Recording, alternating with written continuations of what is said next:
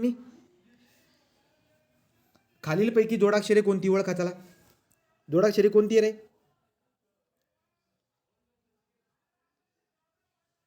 खालीलपैकी जोडाक्षरे कोणती. तो बघा तुम्हाला एक जोडाक्षराचे नियम लक्षात राहायला पाहिजे. जोडाक्षरे कोणती म्हटलेले राईट. सो जोडाक्षरे कोणती बरं काय एक बात लक्षात ठेवा. जोडाक्षरे कोणाला म्हणतो आपण की जेव्हा दोन व्यंजने हा एक व्यंजन दुसरा व्यंजन कोणाला म्हणतो ज्याचा पाय मुडलेला असतो त्याला व्यंजन म्हणतो आपण.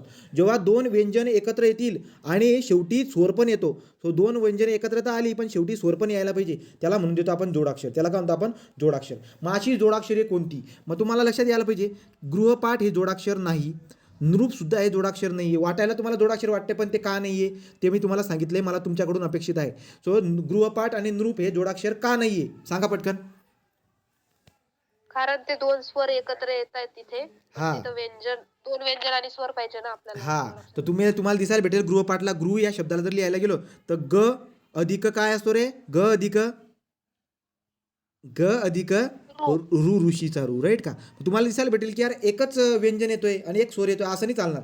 दोन व्यंजन आणि एक स्वर असायला पाहिजे तर. सो गृहपाठ आणि नृप हे दोघं शब्द जे काही आहेत ते जोडाक्षर नाहीये.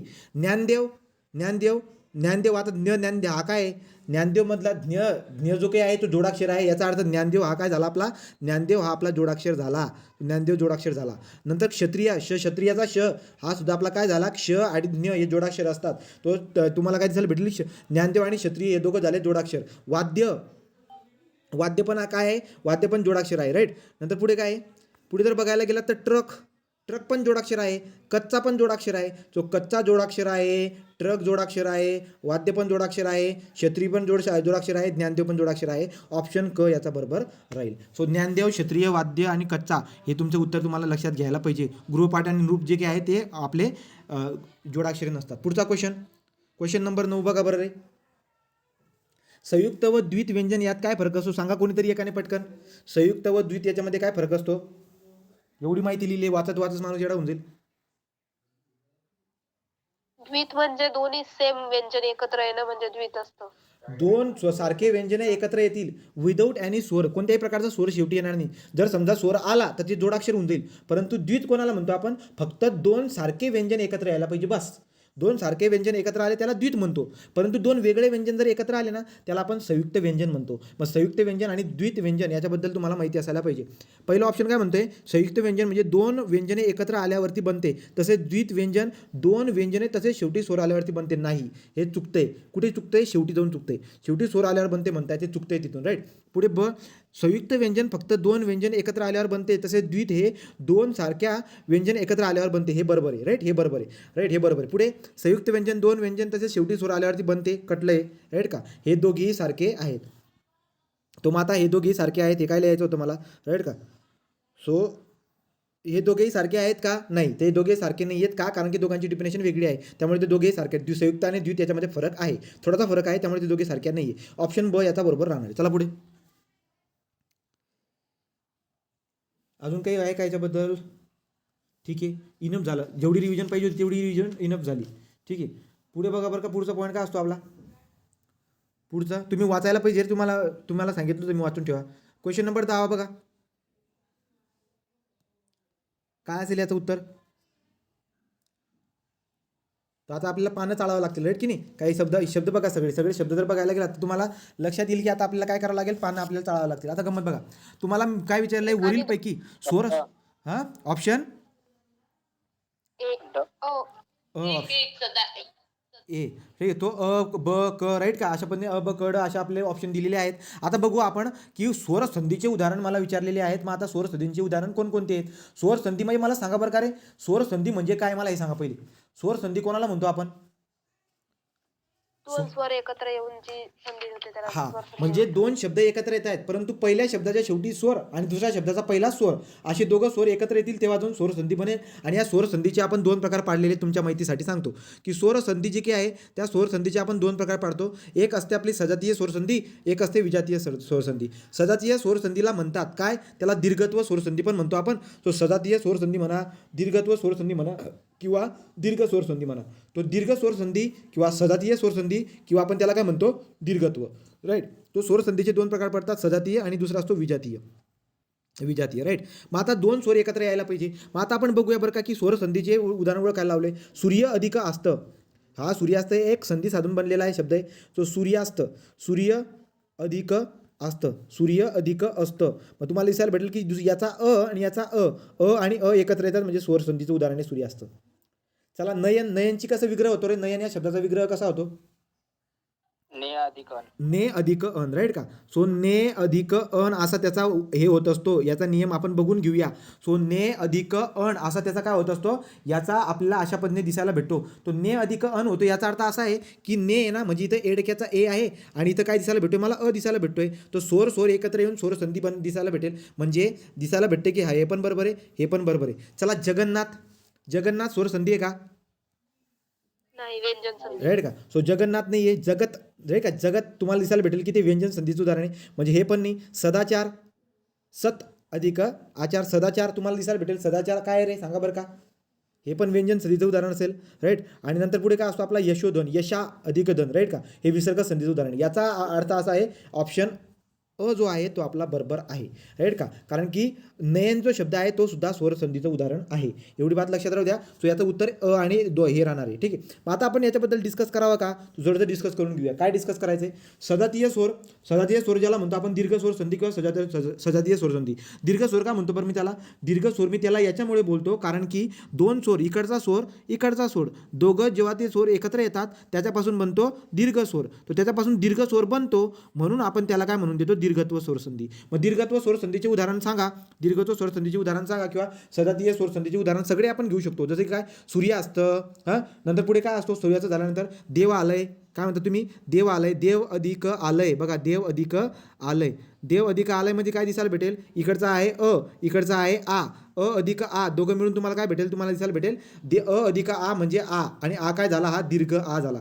मग देवालय हे सुद्धा उदाहरण झालं. देवालय, बालिका आश्रम, बरोबर, बालिका आश्रम पण आहे. सो बालिका आश्रम, बालिका अधिक आश्रम, बालिका आश्रम. विद्यार्थी, विद्या अधिक अर्थी, विद्यार्थी. गिरीश, सो गिरीशचं पण लक्षात ठेवा. गिरीश काय बरं का. सो याला दुसरी विलांटी अशी गिरीश असा शब्द येतो, राईट. हे सुद्धा सजातीय स्वर संधीचं उदाहरण आहे. कसं, याची फोड कसं करतो तुम्ही, गी, याला पहिली विलांटी गिरी, राईट, प्लस, सो गिरी प्लस ईश, गिरी प्लस ईश. अशा पद्धतीने त्या गिरीश शब्दाचा विग्रह होत असताना दिसायला भेटतो आपल्याला, राईट. तो इकडचा आहे ई इमारतीचा, इकडचे आहे इकडचं आहे ई इमारतीचा. तो दोघं ई इमारतीचे एकत्र आल्यानं काय होऊन जाते, ई इडलिंबूची होऊन जाते, जी की दीर्घ असते. त्यामुळे गिरीश, विद्यार्थी, बालिकाश्रम, देवालय, सूर्यास्त हे सगळे उदाहरण आपल्या कशाचे झाले, हे झाले सजातीय स्वरसंधी. नंतर असते विजातीय स्वरसंधी. तो विजातीय स्वरसंधीबद्दल तुम्हाला आठवत असेल बघा. विजातीय स्वरसंधी कोणाला म्हणतो बरं का आपण. विजातीय स्वरसंधी म्हणजे काय, हा एक शब्द या शेवटी, या शब्दाच्या शेवटी आपल्याला काय दिसायला भेटतं, या शब्दाच्या शेवटी कोण येतो, या शब्दाच्या शेवटी येतो स्वर, इथे येतो स्वर. दोघं स्वरच आहेत, परंतु हे दोघं स्वर कसे आहेत, ही विजातीय स्वर आहेत. त्यामुळे त्याला म्हणतो आपण विजातीय स्वरसंधी, ठीक आहे. तो विजातीय स्वरसंधी म्हणजे काय त्याच्याबद्दल सांगून दिलं. पुढचा क्वेश्चन घेऊया. बघा बरं का. सूर्य अधिक असता सूर्यास्त, विद्या अधिक अर्थी विद्यार्थी, गिरी अधिक ईश गिरीश, मुनी अधिक इच्छा मुनिच्छा. वरील संधीची उदाहरणे कोणत्या स्वर संधीचे उदाहरण म्हणून ओळखले जातील. कोणत्या स्वर संधीचे उदाहरण तुम्हाला ओळखले जातील. बरं बघा बरं रे. दीर्घत्व स्वर संधी. दीर्घत्व, राईट का. सो ऑप्शनमध्ये दीर्घत्व स्वरसंधी आहे, सजातीय स्वरसंधी पण आहे आणि स्वरसंधी पण आहे. याचं उत्तर असणार वरील सर्व, राईट. सो वरील सर्व हे ऑप्शन एकदम परफेक्ट बसेल. याचं कारण काय आहे, कारण की वरील सर्व पण आहे आणि स्वरसंधीचं पण उदाहरण आहे, बरोबर. सजातीय स्वरसंधीला आपण दीर्घत्व बी म्हणतो, राईट. मग दीर्घत्व स्वरसंधी पण आहे, सजातीय पण आहे आणि स्वरसंधीचं वरील सर्व अशी सुद्धा आपल्याला येतात, अशी सुद्धा उदाहरणं येतात. तो स्वरसंधी पण उत्तर आहे, सजातीय पण आहे, दीर्घत्व. तुम्हाला दिसायला भेटेल विद्या अधिक अर्थी. बघा, आ अधिक अ स्वरसंधी, अ अधिक अ स्वरसंधी, ई अधिक ई स्वरसंधी. आता इथं काय ई, राईट का. तुम्हाला दिसायला भेटेल की सजातीय, राईट का. सजातीय म्हणजे दीर्घत्व किंवा स्वरसंधी म्हणू शकतात. वरील सर्व हे ऑप्शन एकदम बरोबर असेल, राईट. सो कळालं का आपण तुम्हाला. चला पुढे जाऊ. पुढचा क्वेश्चन बघा. हे बघा काही गर्दी आता, ही गर्दी बघा. खालील चुकीचा पर्याय ओळखा. तो चुकीचा पर्याय ओळखा मग तुम्ही. खालील चुकीचा पर्याय ओळखा. गुणादेश. आता तुम्हाला एक बात लक्षात राहायला पाहिजे. काय बरं का, आपण बघितलंय की स्वरसंधी जो असतो त्या स्वरसंधीमध्ये आपण काय बघितलं होतं की स्वरसंधी म्हणजे विजातीय स्वरसंधीचे 3 प्रकार पाडले होते आपण. तो 3 प्रकार कोणते बरं का. 3 प्रकार असतो. पहिला असतो आपला गुणादेश. पहिला काय असतो, गुणादेश. चला कोणीतरी गुणादेश सांगा पटकन. पहिला गुणादेश, नंतर वृद्ध्यादेश. सांगा रे कोणतरी. वृद्ध्यादेश, आणि तिसरा असतो आपला गुणादेश, वृद्धादेश आणि तिसरा असतो आपला यणादेश. सो गुणादेश, यणादेश, आता गंमत बघू आपण, आपल्याला काय दिसायला भेटेल. गुणादेश कोणाला म्हणतो बरं का आपण. गुणादेश म्हणजे काय झाला की बाबा पहिल्या शब्दाचा शेवटी अ येतोय, राईट, आणि शेवटी दुसऱ्या शब्दाचा पहिले काय येतोय, ई येतोय. आपल्याला बनताना काय दिसायला भेटतोय, ए. म्हणजे की दोन जे स्वर एकत्र येत आहेत त्या दोन स्वर एकत्र येऊन जर समजा ए एडक्याचा ए, ओ ओझेवाल्याचा ओ आणि आर आणि काय अर, ठीक आहे, अर म्हणायचं, आर नाही, अर अननसाचा आणि र, अर. सो अर ओ ए असे जर का समजा असं बनत असेल म्हणजे काय, हा एक शब्द आहे, हा एक शब्द आहे, या शब्दाच्या शेवटी असणारा स्वर, इकडे असणारा स्वर, हे दोघं स्वर पासून जर का समजा ए ओ अर बनत असेल त्याला गुणादेश विजातीय स्वरसंधी म्हणतो. मग त्याचे उदाहरण हे बरोबर आहेत का, बघा बरं का. गुणादेशचे बघा बरं का. पहिलं रे चुकीचा पर्याय ओळखायचा आहे. गुणादेशचं गणेश, चंद्रोदय, देवर्षी, ईश्वर इच्छा, बरोबर आहे काय. हो बरोबर आहे. बरोबर आहे. गणेशचं कसं फोडविल, गणेशचं कसं गणेशचं कसं होतं, गण अधिक ईश. सो गण अधिक ईश फक्त अशा पद्धतीने, राईट का. म्हणजे इथं काय इथं काय ई, आणि ई एकत्र जर आले त्याचा एडक्याचा ए बनून जातो, तो आपल्याला काय दिसायला भेटेल की ते गुणादेशचे उदाहरण आहे. सो गणेश, चंद्रोदय, देवर्षी, ईश्वरीच्या हे सगळे गुणादेशचे उदाहरणं आहेत.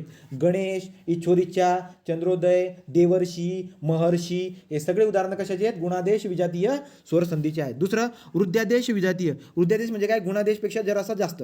म्हणजे काय बरं का, दोन हा एक शब्द याचा स्वर हे दोन स्वर एकत्र येऊन काय बनायला पाहिजे, आई, ऐरणीची आई, नंतर औषधीचा औ.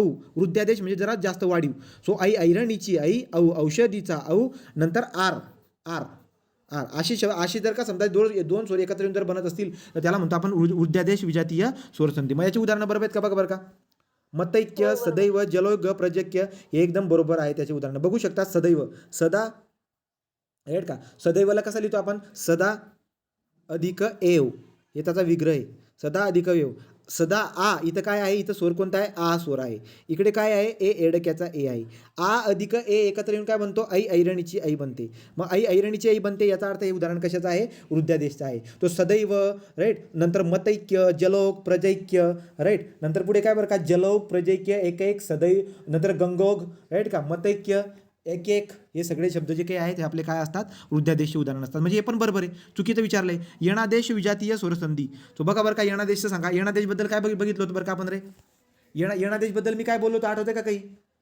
यणादेशबद्दल मी तुम्हाला काय सांगितलं होतं, हा याबद्दल य वर येताना दिसतो, राईट. सो पहिला शब्द आहे, दुसरा शब्द आहे, राईट. पहिला शब्द आहे, दुसरा, इथं पण स्वर आहे, इथं पण स्वर आहे. परंतु तुम्हाला दिसायला भेटेल की इथं जो काही स्वर आहे तो स्वर कोणता आहे, तो समजा ई किंवा ई इडलिंबूची. एक तर ई असेल किंवा ऊ असेल, उसाचा ऊ खळाचा ऊ, राईट, किंवा काय असू शकतो, रू, राईट का, किंवा रू.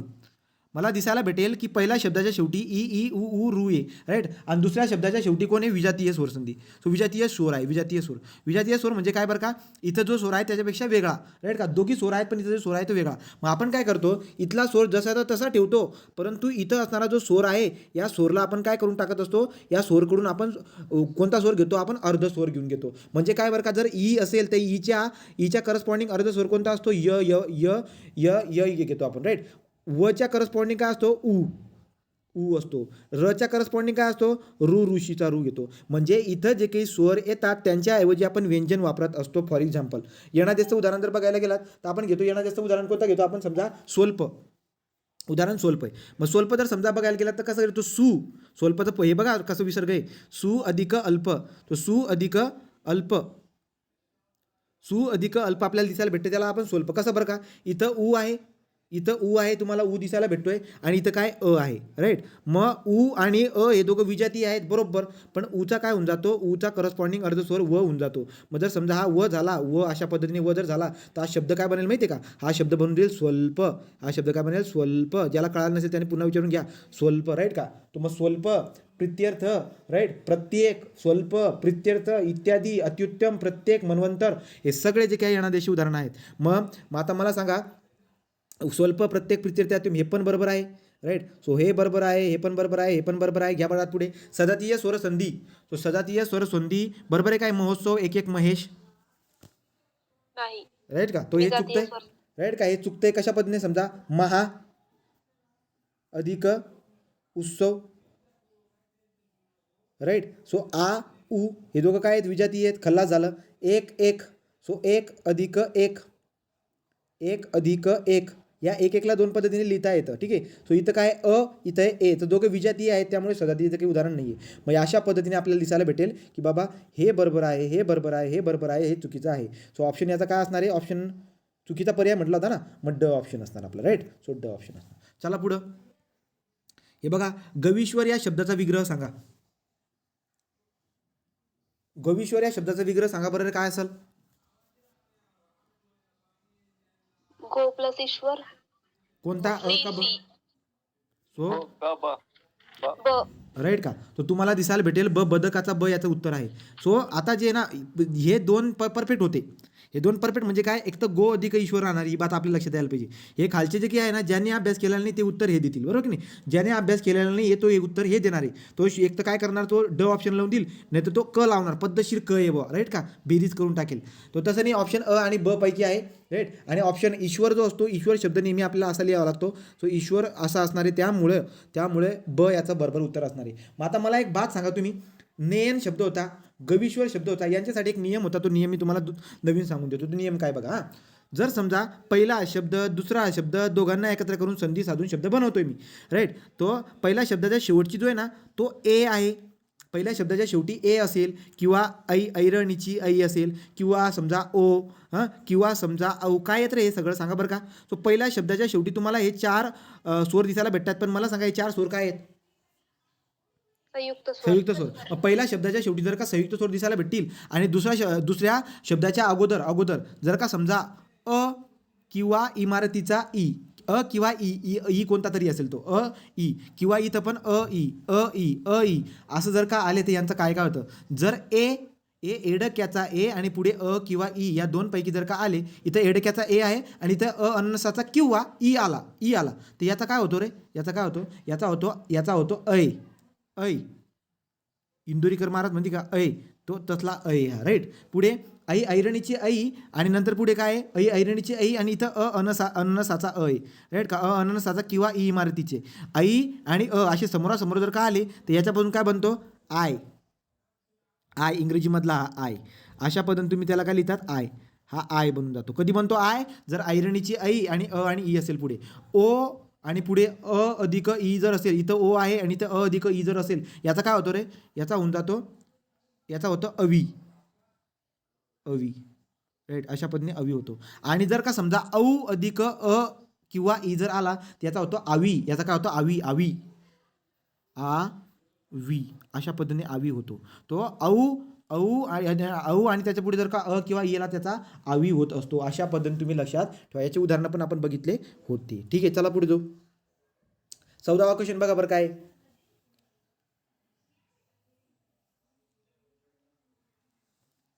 बघा बरं काय म्हणते. तर तुम्हाला जे काही आहे, आता कुठे नेते येते, ते तुम्हाला नेते व्यंजन संधीकडे. तो व्यंजन संधीकडे नेते म्हणते की पहिल्या 5 वर्गापैकी कठोर व्यंजनापुढे अनुनासिकेशिवाय स्वर व्यंजन आल्यास पहिल्या व्यंजनाचा, ठीक आहे, पहिल्या व्यंजनाच्या जागी त्याच वर्गाचे तिसरे व्यंजन येते. म्हणजे काय बरं रे, याला काय म्हणतो आपण, हे विधान कशाचं आहे, तृतीय व्यंजन संधी. कोणते, तृतीय व्यंजन संधी. तृतीय, राईट. सो तृतीय व्यंजन संधीचं उदाहरण आहे, हे आहे ते. हे जे काय आहे, हे वाक्य हे तृतीय व्यंजन संधीचं आहे. तर तृतीय व्यंजन संधी आपल्याला काय माहिती देते, तृतीय व्यंजन संधी आपल्याला म्हणते की काय बाबा, काय करायचं आहे, पहिला शब्द आहे, हा दुसरा शब्द आहे, राईट. तर ते काय म्हणतात, पहिल्या 5 वर्गापैकी कठोर व्यंजनापुढं, राईट, कठोर व्यंजनापुढे अनुनासिकेशिवाय स्वर व्यंजन आल्यास, म्हणजे मला दिसायला भेटेल की पहिल्या 5 वर्गापैकी व्यंजनापुढे, म्हणजे पहिला शब्द आहे, या पहिल्या शब्दाच्या शेवटी काय कठोर व्यंजन आहेत. सो पहिल्या 5 वर्गापैकी कठोर व्यंजनापुढं, म्हणजे हा पहिला शब्द आहे, या पहिल्या शब्दाच्या शेवटी काय कठोर व्यंजन आहेत. कठोर व्यंजने कोणती तुम्हाला ते माहीत असायला पाहिजे. आणि या कठोर व्यंजनाच्या पुढं अनुनासिके सोडून स्वर आणि व्यंजन काही पण येऊ द्या. स्वर आणि व्यंजन जर का आलं, तर तुम्हाला काय करायचं आहे, स्वर आणि व्यंजन आल्यास पहिल्या कुठे गेलं, स्वर व्यंजन आल्यास पहिल्या व्यंजनाच्या जागी, म्हणजे जो काही तुमचा हा कठोर आहे, या कठोर व्यंजनाच्या जागी तुम्हाला काय लिहायचं आहे, त्या कठोर व्यंजनाच्या जागी काय लिहायचं आहे, हा कठोर आहे ना, त्याच्यामधलं तुम्हाला काय करायचं, तिसरं व्यंजन. तिसरं म्हणजे काय, समजा क असेल, तो क च्या लाईनमध्ये तिसरं काय, क ख ग, गवताचा ग तुम्हाला लिहावा लागतो त्या क च्या ऐवजी. फॉर एक्झाम्पल बघून घ्या. मग त्याच्यामध्ये बसणारा अब्ज असेल का, त्याच्यामध्ये बसणारा बघू बरं का, अब्ज असेल का रे, अप अधिक ज, राईट का. सो अप अधिक ज. मग आता हा प पतंगाचा प आहे. मग आपल्याला दिसायला भेटेल की पहिल्या शब्दाचा हा वाला प, राईट का, हे विसर्ग संधीचे आपले व्यंजन संधीचे उदाहरण आहेत. बघा, पहिल्या शब्दाच्या शेवटी जर का व्यंजन असेल, दुसरा पुढचा काही बी असू द्या, पण पहिल्या शब्दाच्या शेवटी जर का व्यंजन असेल, व्यंजन संधीचं उदाहरण आहे. मग आता प काय झाला, कठोरे. क ख, लेट का, क च ट त प काय कठोरे. मग प जर का कठोर असेल तर त्याच्याऐवजी काय येईल, त्याच्या याच्यामधला प फ ब येईल. ब जर ब आला तर शब्द काय होऊन जाईल, तो अब्ज. तो अब्ज बरोबर आहे. पुढे चला, पुढचं सदाचार पण आहे का रे. बघा, सदाचार आहे का याच्यामध्ये आहे. बघा कशा पद्धतीने, सत अधिक आचार. तो सत अधिक आचार असा विग्रह केला, राईट. सत अधिक आचार असा विग्रह केला. तुम्हाला दिसायला भेटेल की हा जो काही तलवारीचा त आहे, क च ट त प, तलवारीचा म्हणजे कठोर आहे. या कठोरला काढून फेकायचं आणि इथं काय करायचं, त्या लाईनमधलं त ग्रुप आहे ना, तो त ग्रुपमधला तिसरं कोणतं आहे, त थ द दरवाजाचा. मग द जर का इथं आला तर काय होईल, सदाचार होऊन जाईल. तो समजा याच्याऐवजी जर का मी द व्यंजन लावलं तर द व्यंजन आहे ना, पाय तुटलेला आहे ना, याच्यामध्ये घुसला का दा होऊन जातो. शब्द काय बनून जातो, सदाचार बनून जाईल. म्हणजे पहिले दोन बरोबर आहेत, राईट का. सो पहिले तृतीय व्यंजन संधीचे उदाहरण बघा कोणकोणते, राईट. वाघविहार, वागीश्वरी, अब्ज, सदाचार, हे सगळे उदाहरण तुम्हाला दिलेले मी आहे. पण आता तुम्हाला दिसायला भेटेल काय, वागताडन आहे का रे. बघा बरं, वागताडनचे काय आहे, वागताडन हे कशाचं उदाहरण आहे माहिती आहे. वागताडन हे प्रथम व्यंजन संधीचं उदाहरण आहे. तो वागताडन हे प्रथम व्यंजन संधीचं उदाहरण आहे. आपण बघूया ते प्रथम व्यंजन संधी काय असते. मग याच्यामध्ये अ आणि ब म्हणजे आपलं ड ऑप्शन बरोबर राहणार आहे. सो ड ऑप्शन, अ व ब म्हणजे ड ऑप्शन आपला बरोबर राहणार आहे. वागताडन हे प्रथम व्यंजन संधीचं उदाहरण असतं. वागताडन हे प्रथम व्यंजन संधीचं उदाहरण आहे. प्रथम व्यंजन संधी म्हणजे काय, पुढच्या क्वेश्चनमध्ये शिकायला भेटून जाईल. बघू पुढे. तो बघा बरं पुढे काय, पुढे म्हणताय चुकीचा पर्याय ओळखा. ठीक आहे, चुकीचा पर्याय ओळखा बरं का तुम्ही. चुकीचा पर्याय ओळखा. मचा नियम. तो बघा बरं, मचा नियम काय असतो रे. मचा नियम तुम्हाला सांगितलाय बघा बरं मी. मचा नियम तुम्हाला काय सांगितले की व्यंजन संधीमध्ये पहिला शब्द, दुसरा शब्द, या पहिल्या शब्दाच्या शेवटी जर समजा काय आलं तर बघा बरं काय काय सांगितलं तुम्हाला मी. मचा नियम, तचा नियम, प्रथम व्यंजन संधी, हे सगळे नियम आपल्याला व्यंजन संधी दिसायला भेटत आहेत. तो मी तुम्हाला सांगितलं होतं की जर समजा पहिल्या शब्दाच्या शेवटी जर म आला आणि त्याच्या पुढं एकतर व्यंजन येऊ शकतं किंवा त्याच्या पुढे काय असू शकतं, या मच्या पुढे एकतर स्वर येऊ शकतो. म्हणजे तुम्हाला मी शिकवतोय मचा नियम काय असतो, पहिल्या शब्दाच्या शेवटी मगराचा म आहे, मगराचा म हा व्यंजन आहे, परंतु त्याच्या पुढे एकतर व्यंजन असू शकतं किंवा स्वर असू शकतं. तो मी तुम्हाला सांगितलं होतं काय बरं का, की जर का स्वर असेल, त्याच्या पुढे जर का स्वर असेल तर स्वर काय असतो, वेलकमिंग असतो. वेलकमिंग म्हणजे त्याच्यामध्ये तो काय करतो, जसं की काय बरं का, बेरीज होऊन जाते. म्हणजे तुम्हाला मी याच्यावरती उदाहरण तर काही दिलेलं नव्हतं, पण तुम्हाला आयडिया येईल, त्याच्यामध्ये मिसळून जातो तो, त्यांची बेरीज होईल पद्धतशीर. पण जर समजा म हा व्यंजन आणि त्याच्या पुढे जर का व्यंजन आलं ना, कोणतं तर व्यंजन, तर त्याच्या पुढे जर का समजा व्यंजन आलं ना, तर तुम्हाला काय दिसायला भेटतं रे. याच्याबद्दल काय नियम सांगितला होता मी तुम्हाला सांगितलं होता की म जो आहे ना, या मच्या पुढचा अगोदरचा जो कोणी असतो ना, त्याच्या डोक्यावरती टिंब येऊन जातो आणि म चालला जातो. नवीन सांगतो नियम, मचा नियम काय सांगतो बघा, की हा पहिल्या शब्दाच्या शेवटी म आहे, राईट. पहिल्या शब्दाच्या शेवटी म आहे आणि दुसरा शब्द इथं व्यंजन आहे. स्वर राहिला असता तर वेलकमिंग राहिला असता, म्हणजे बेरीज झाली असती. परंतु इथं काय असतो, हा म चालला जातो, पण मच्या अगोदरचा जो काही आहे ना, त्याच्या डोक्यावरती टिंब ठेवून चालला जातो. जसं की काय उदाहरण घेऊ शकता तुम्ही आता. कशाचं उदाहरण आहे हे उदाहरण तुम्हाला मचं सांगतो मी. संवाद हा शब्द बनला कसा आहे, संवाद हा शब्द बनला कसा आहे, सम अधिक वाद. तुम्हाला दिसायला भेटेल की म हा आपला व्यंजन आला. सो व्यंजन पुढे काही पण येऊ द्या, व्यंजन संधीचं उदाहरण आहे. मग आता मचा नियम कसा लागतोय, म आहे, पुढे काय व आहे. व म्हणजे काय बरं का, तर व म्हणजे एक व्यंजन आलं, तो इथं म आहे, इथं व्यंजन आहे, तो म चालला जातो आणि त्याच्या पुढच्या डोक्यावरती टिंब ठेवून जातो. शब्द काय म्हणतो, तो संवाद. शब्द काय होईल, संवाद. पुढे काय असतं, पुढचं असतं संघटन. पण तसं बघा, संघटनला कसं लिहितात, सम अधिक घटन. संघटनला कसं लिहितात, सम अधिक घटन, अशा पद्धतीने आपण लिहितो. हे पण आपल्याला माहिती आहे. संबंध, संघटन, समाचार, समाहार, राईट का, हे झाले मचा नियम. नंतर तुम्हाला छचा नियम पण सांगितलं होता मी. छचा नियम आठवतो की नाही काय माहिती. छचा नियम काय होता बरं का, तुम्हाला सांगितलं की मी पहिला हा शब्द आहे, दुसरा हा शब्द आहे, दोघांची होते जोडणी, राईट का, त्याला म्हणतो आपण. सो तुम्हाला काय म्हणतो, छ पूर्वी जर समजा हा दुसरा शब्द जो ना, या दुसऱ्या शब्दाच्या इथं छ आला, चुकून छत्रीचा छ आला, राईट का. आणि या छच्या पूर्वी म्हणजे पहिल्या शब्दाच्या शेवटी तो छच्या पूर्वी ऱ्हस्व स्वर जर का आला म्हणजे इथं दुसऱ्या शब्दाचा पहिला छ आहे, परंतु पहिल्या शब्दाच्या शेवटी पहिल्या शब्दाच्या शेवटी जर का समजा ऱ्हस्व आला, कोणता ऱ्हस्व स्वर जर आला तर तुम्हाला काय बोललो मी, दोघांच्या मध्ये च हा वर्ण येऊन जातो, दोघांच्या मध्ये च येऊन जातो. जसं की काय रत्न येतो, रत्न अधिक छाया, तो इथं छ आहे, राईट, इथं छ आहे, परंतु त्याच्या अगोदर तुम्ही बघायला गेला तर काय दिसायला भेटले, रत्न अधिक छाया आहे. इथं तुम्हाला दिसायला भेटतो काय आहे, जर बघायला गेला तर अनुनासाचा आहे, म्हणजे छच्या अगोदर ऱ्हस्व स्वर आहे, त्यामुळे यांच्या दोघांच्यामध्ये छत्रीचा येऊन जातो, त्यामुळे शब्द काय बनून जातो माहिती आहे, तो शब्द बनून जातो अशा पद्धतीने, रत्नछाया शब्द अशा पद्धतीने बनतो, रत्नछाया अशा बंधू शब्द आपल्याला बनताना दिसायला भेटतो, रत्नछाया, राईट. तो हा पॉईंट झाला आपला. मग छचा नियम पण झाला. तचा नियम माहिती आहे तुम्हाला, तो मचं जे काही आहे हे बरोबर उदाहरण आहेत, चुकीचा पर्याय म्हटलंय. तचा नियम काय असतो बरं का, त कशासारखा असतो, पाण्यासारखा असतो, ज्याच्यात जातो त्याच्यामध्ये मिसळून जातो. म्हणजे काय, समजा पहिल्या शब्दाच्या शेवटी त आहे आणि पुढे जे ना पुढे काय पुढे समजा छ किंवा छत्रीचा स आला, राईट का, चमच्याचा किंवा छत्रीचा पुढे आला आणि या मागच्याचा काय आहे, त व्यंजन आहे. तुम्हाला मी काय सांगत होतो, या ठिकाणी मी सांगत होतो की जो काही आपला त आहे तो त कणासारखा होऊन जातो, तो च सारखा होऊन जातो. याची उदाहरणं पण आपण बघू शकतो. याचं उदाहरण काय, सच्चित्र किंवा उच्छेद बघा, उच्छेद हा जो शब्द बनला आहे ना, हा कसा बनला माहिती आहे, उच्छेद हा शब्द बनलेला आहे दोन याच्यापासून, कशापासून, उत अधिक छेद पासून बनलेला आहे. तर हा जो काही त आहे हा त कशासारखा होऊन जातो, चमच्याचा होऊन जातो, राईट का. सो उच्छेद अशा पद्धतीने आपल्याला दिसायला भेटेल, उच्छेद, राईट. सो उच्छेद तुम्हाला दिसायला भेटून जातं. उच्छेद उदाहरण झालं. तचा नियम अजून जर समजा असं जर आलं, त आहे इथं आणि इथं काय ज आणि झबल्याचा झ आहे, राईट का. तो तुम्हाला दिसायला भेटेल. इथं पण काय विषय होईल बरं रे, इथं सुद्धा तुम्हाला दिसायला भेटेल की हा त जो आहे ना, हा त ज सारखा होऊन जाईल आपला जहाजाचा, राईट का. त ज सारखा होऊन जाईल, याचा अर्थ याचं उदाहरण तुम्ही लिहू शकता, सज्जन जे उदाहरण झालं हे सुद्धा तच्या नियमामधलं आहे. मग बघा आता तचा नियममध्ये कोणकोणतं उदाहरण आहे, सज्जन आहे, तल्लीन आहे, उच्छेद आहे, बरोबर आहे, बरोबर आहे, ब पण बरोबर आहे. चला प्रथम व्यंजन. सो प्रथम व्यंजन संधीचं उदाहरण काय, अब्ज, सदाचार, वागेश्वरी, बरोबर आहे काय, प्रथम व्यंजनचं उदाहरण काय आहे, नाही. तर हे काय ना, हे तृतीय व्यंजन संधीचं उदाहरण आहे. मग प्रथम व्यंजन कोणाला म्हणतो बरं का, पहिला शब्द, दुसरा शब्द, इथं कठोर जर असेल, त्या कठोरचं तिसरं जर होत असेल त्याला तृतीय व्यंजन म्हणतो तुम्ही, ते तृतीय व्यंजनचं झालं. पण प्रथम व्यंजन कोणाला म्हणतो बरं का, मी प्रथम तुम्हाला अगोदर सांगितलं, तुम्हाला बदलायचं कुठे असतं, पहिल्यातला हा जो आहे ना याला आपल्याला बदलायचा असतो. काय बरं का, मग काय सांगितलं तुम्हाला मी की पहिल्या शब्दाच्या शेवटी काय येणार आहे, तिथं तुम्हाला दिसायला भेटणार आहे की काय, पहिल्या 5 वर्गापैकी अनुनासिकेशिवाय कोणत्याही व्यंजनापुढे कठोर व्यंजने आल्यास पहिल्या व्यंजनाच्या जागी त्याच वर्गाचे कठोर व्यंजन येते.